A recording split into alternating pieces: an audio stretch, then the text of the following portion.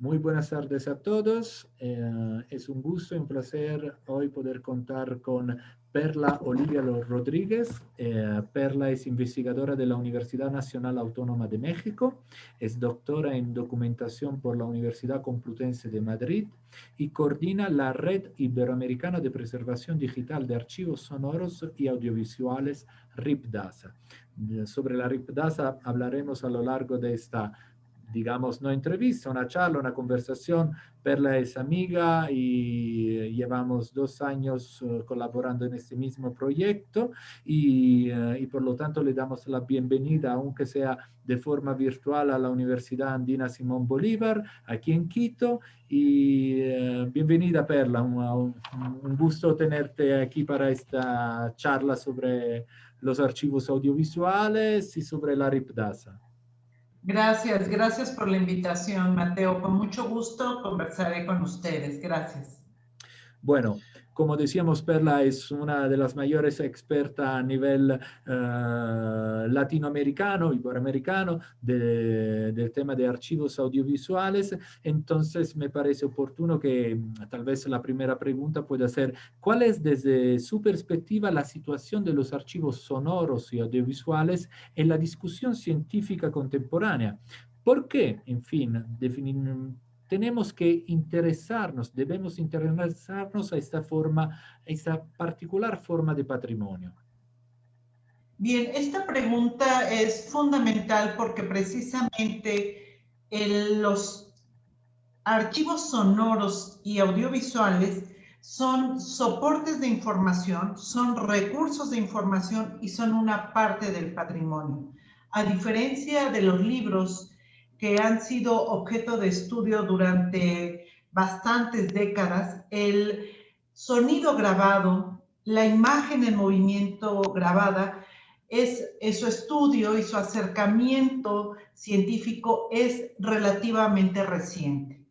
Los primeros archivos sonoros y audiovisuales se empezaron a crear precisamente hace aproximadamente 50 años, o a reconocer su labor, no a crear, porque realmente tenemos hace siglo y medio que es posible registrar el sonido. La primera fonoteca del mundo se crea en 1899, pero es hasta 1980 cuando la UNESCO reconoce la importancia social, patrimonial y cultural de los materiales audiovisuales en los cuales se insertan los archivos sonoros. ¿Qué significa esto?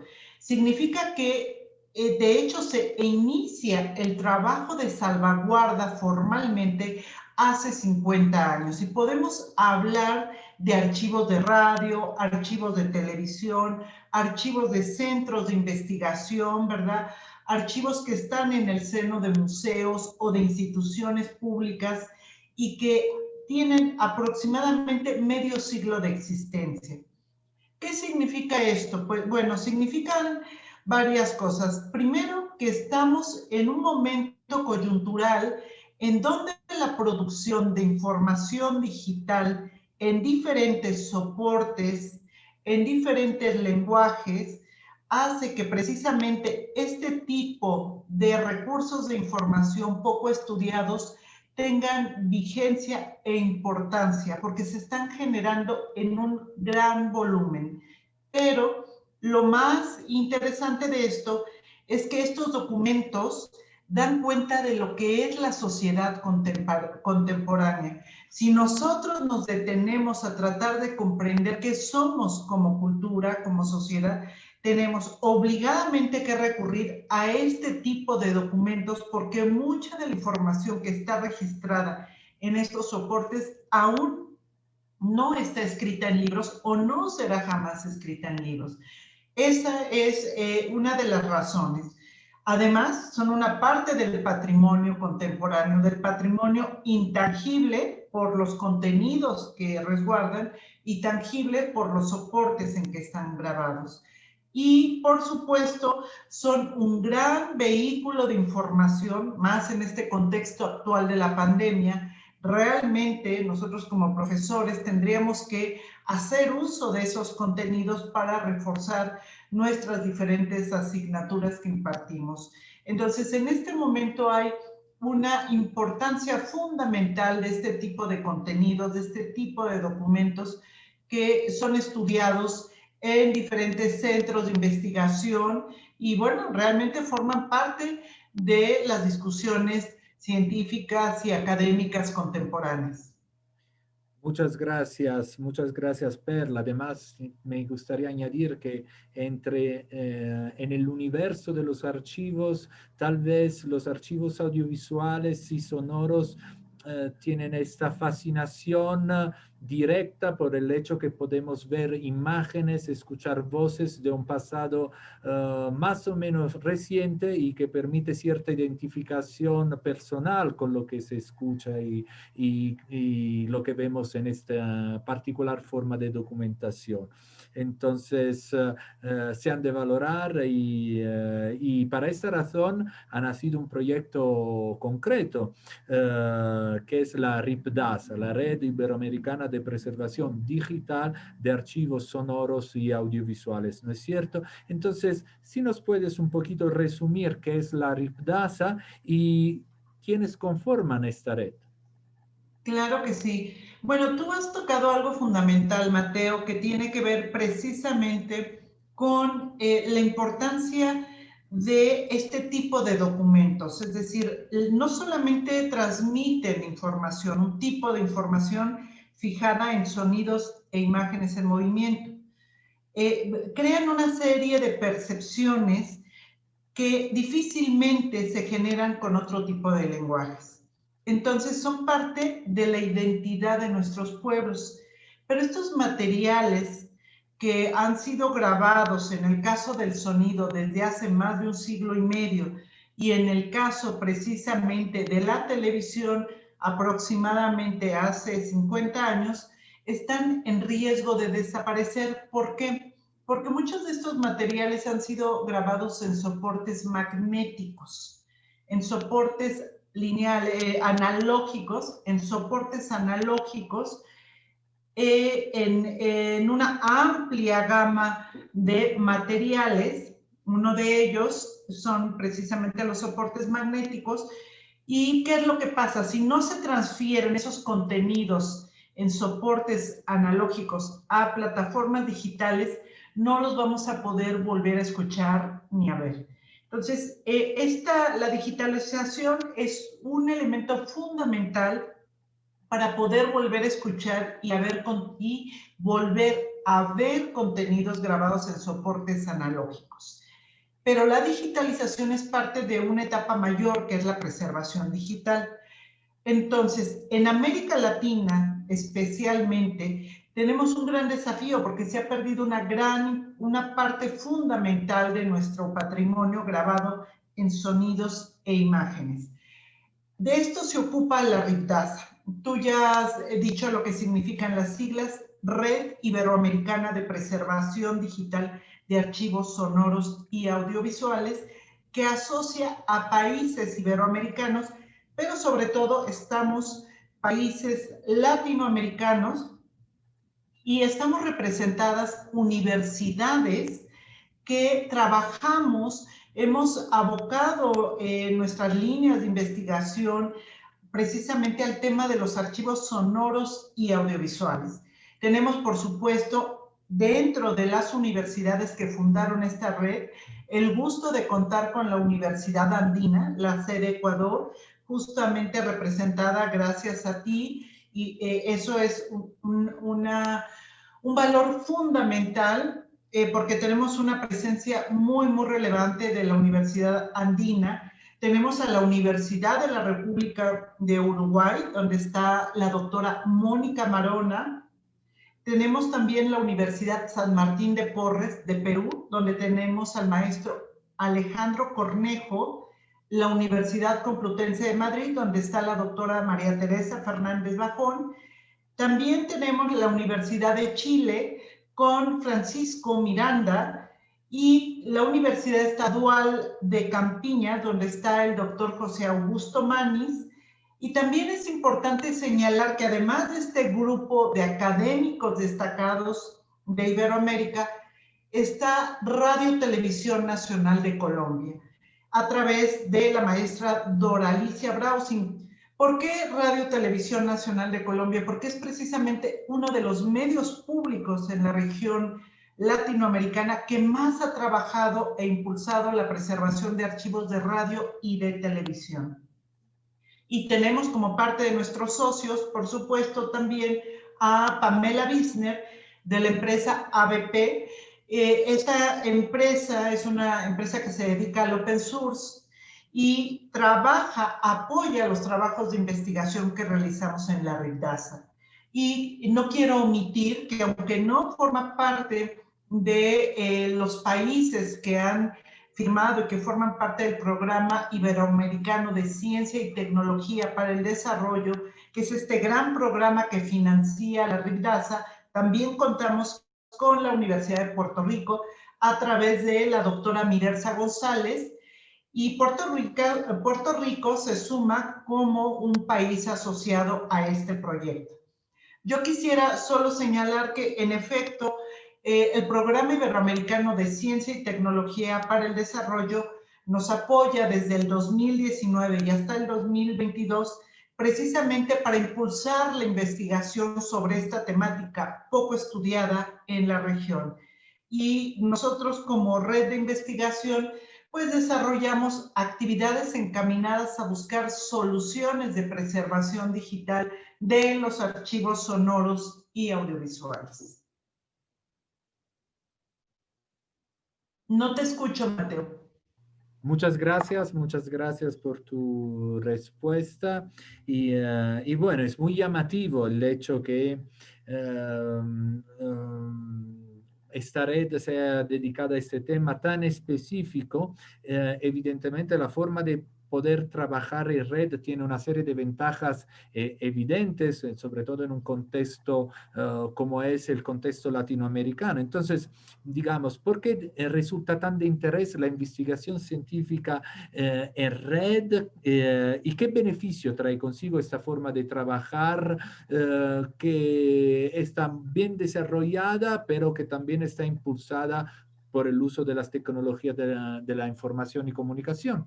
Yo creo que esta es una experiencia muy enriquecedora para quienes formamos parte de la red, que somos investigadores, que generalmente un investigador trabaja solo en su área, su línea de investigación, y tienes una perspectiva, por supuesto, de tu tema de trabajo cotidiano.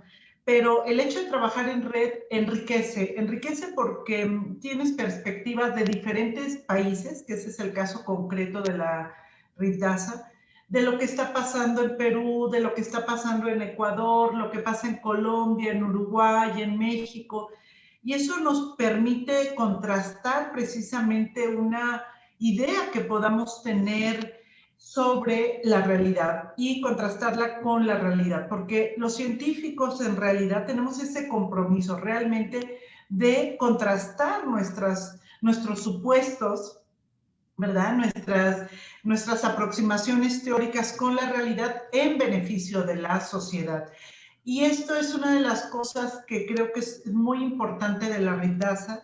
Yo te quiero comentar que el tema de los archivos sonoros y audiovisuales prácticamente había sido inexplorado en la región latinoamericana. No quisiera decir en Iberoamérica, porque en Europa desde hace muchos años se han dado pues muchos apoyos económicos realmente para impulsar grupos de investigación muy fuertes para analizar la situación de su patrimonio sonoro y audiovisual y en consecuencia se han creado proyectos para impulsar la digitalización y han sido los sistemas de radio y televisión quienes han dado un apoyo decidido para ello. En América Latina, pues no hemos tenido un fondo ni tampoco iniciativas de investigación que puedan apoyar en la salvaguarda de este patrimonio y que sea precisamente una iniciativa de los grupos de investigación.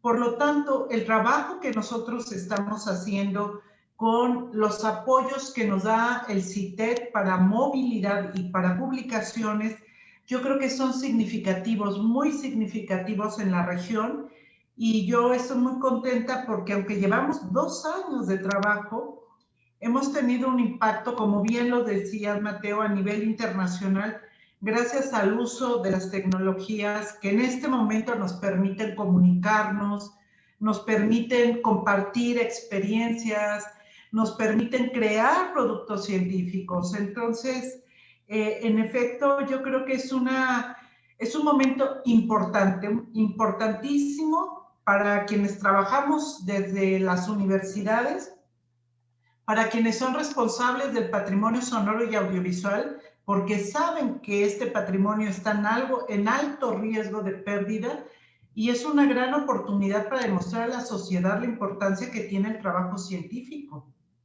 Así es, Perla.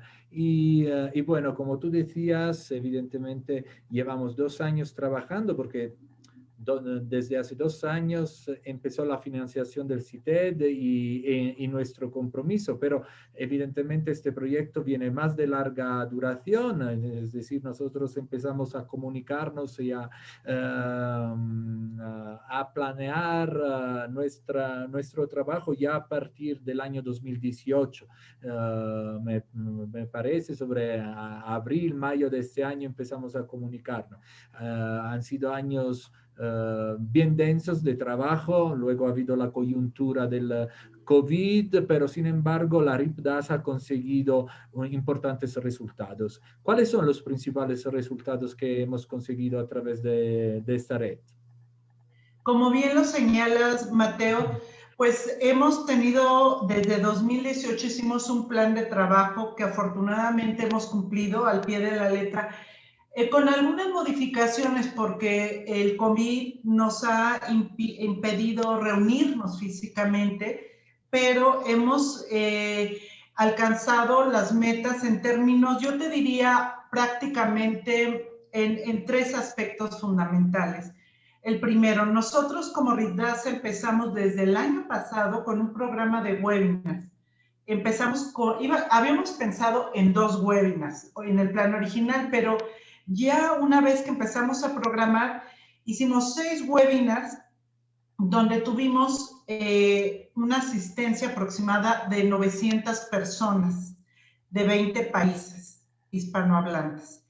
Estos webinars, el contenido fundamental es contenido relacionado con la preservación analógica. Todavía dimos un paso de impulso para ver cómo se debe de preservar colecciones analógicas, es decir, soportes físicos.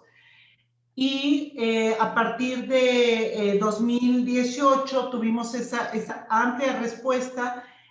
En 2019 tuvimos 6 webinars y tuvimos esta cuantiosa participación de este número de personas, 900 personas de 25 países, y en 2020 tenemos más de 1,200, 1,300 personas de 25 países. Estos webinars son gratuitos. Estos webinars se imparten una vez al mes. Tenemos una comunidad interesada en los webinars y de hecho el trabajo ha sido tan exitoso que los webinars de la RIPDASA fueron merecedores de un reconocimiento. Estuvimos entre los proyectos finalistas de la categoría precisamente de comunicación y educación de Digital Preservation Coalition, que es una coalición internacional que premia las mejores prácticas en preservación digital. Entonces, ese es un resultado muy concreto. 2021 y 2022 vamos a seguir con el programa de webinars y yo te diría, el otro gran logro es que logramos publicar una herramienta fundamental para la investigación, que es el Observatorio Iberoamericano de Archivos Sonoros y Audiovisuales, que hemos identificado a la fecha 400 archivos, y es una herramienta que en los próximos meses vamos a trabajar en la RIPDASA porque hay bases de datos relacionadas con la geolocalización para que nosotros como investigadores podamos recomendar en nuestros países cuáles son los lugares más adecuados para poder instalar los archivos, ver qué niveles de riesgo existen con los archivos que ya están instalados en términos de desastres naturales como terremotos, como inundaciones. Hay que ver qué densidad de población hay alrededor del archivo. Es decir, tener otras aproximaciones a la perspectiva del estudio de los archivos sonoros y audiovisuales como institución. Y el tercer logro que yo creo que es muy importante es que ya tenemos en puerta 2 publicaciones, gracias, por supuesto, al apoyo de la Universidad Andina, porque la Universidad Andina, desde que se presentó la propuesta, pues el doctor Mateo Manfredi fue el primero que levantó la mano y dijo, claro, nosotros apoyamos, y con toda la buena disposición se inició el proyecto de generar estos 2 libros que ya están en puerta y que serán editados con el apoyo del CITED, y que van a ser obras fundamentales porque no hay publicaciones en español sobre el tema, y porque precisamente lo que necesitamos es conocer la realidad en la que están nuestros archivos, realmente para que haya decisiones lógicas, no solo desde quienes están al frente de los archivos, decisiones políticas que tienen que ver con políticas culturales, decisiones para sumar y dotar de recursos económicos a los archivos y de tecnología para que puedan mantenerse en el tiempo. Perfecto, muchísimas gracias. Para mí ha sido un gusto, un honor, un placer formar parte y seguir formando parte de esta red, ya que tenemos muchos objetivos también a futuro. Ese es simplemente el comienzo y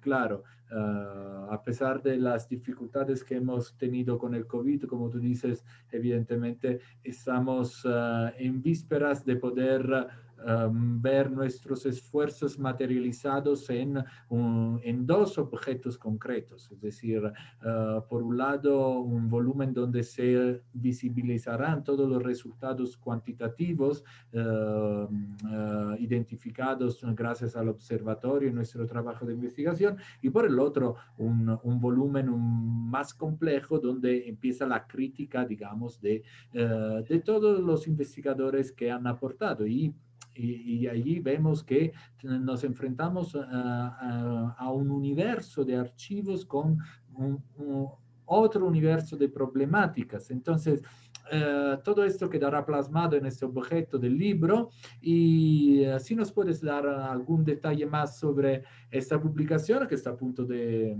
realizarse. Bueno, tú has descrito perfectamente la naturaleza de los 2 libros que publicaremos con la Universidad Andina. El primero es un estado de la preservación que fue resultado de un cuestionario muy amplio que trabajamos todos los investigadores de la RIDASA, y que nos permite tener aproximaciones y brindar información con datos duros realmente, que dan cuenta de la situación de 131 archivos en la región. Esto es significativo precisamente, aunque no es una información concluyente, da atisbos que permiten saber que precisamente ya se ha perdido una buena parte de los contenidos sonoros y audiovisuales, sobre todo en América Latina, es decir, todo lo que podrían ser llamados los incunables sonoros y audiovisuales en nuestra región se han perdido. También señalar que aunque se han iniciado prácticas de preservación digital a través de la digitalización, estas prácticas han sido hechas fuera de los estándares recomendados para garantizar la permanencia de los objetos digitales, y esto va a tener consecuencias drásticas porque también tienen un alto riesgo de pérdida estos contenidos que han sido realizados fuera de las prácticas. Carecemos de herramientas para la preservación digital, entonces es una gran oportunidad precisamente para las universidades, para nuestro grupo de investigación, de buscar los mejores las mejores vías, las mejores soluciones que puedan adecuarse a las condiciones de América Latina. No podemos aspirar a los modelos, a las prácticas de otros países que ya llevan muchos años trabajando en el tema. América Latina tiene que generar sus soluciones y yo tengo mucha confianza que eso va a generarse en nuestras universidades como un resultado de conocimiento. Y como bien señalas tú, el otro volumen crítico que precisamente habla de la situación de la preservación digital, donde a más detalle cada uno de los investigadores pues narra qué está pasando en sus países, identifica cómo están trabajando estos archivos y sobre todo pone en la mira precisamente los grandes retos que hay en la región. Entonces yo creo que este tipo de publicaciones son importantes, son necesarias, serán por supuesto objeto de la disertación pública y me da mucho gusto que estas publicaciones estén en acceso abierto, porque eso habla del espíritu de la Ritdasa, que lo que queremos es que el conocimiento siga avanzando, que no se piense que la preservación digital es un conocimiento especializado que solamente pertenece a una persona o a un grupo pequeño. Tenemos todos que empoderarnos en español, en América Latina, para hablar del tema y generar soluciones de forma conjunta. Así es, así es. Y bueno, una última preguntita para cerrar todo esta, no me gusta tampoco llamarla entrevista, sino una charla abierta contigo. ¿Cómo tendremos acceso a estas dos publicaciones tan interesantes?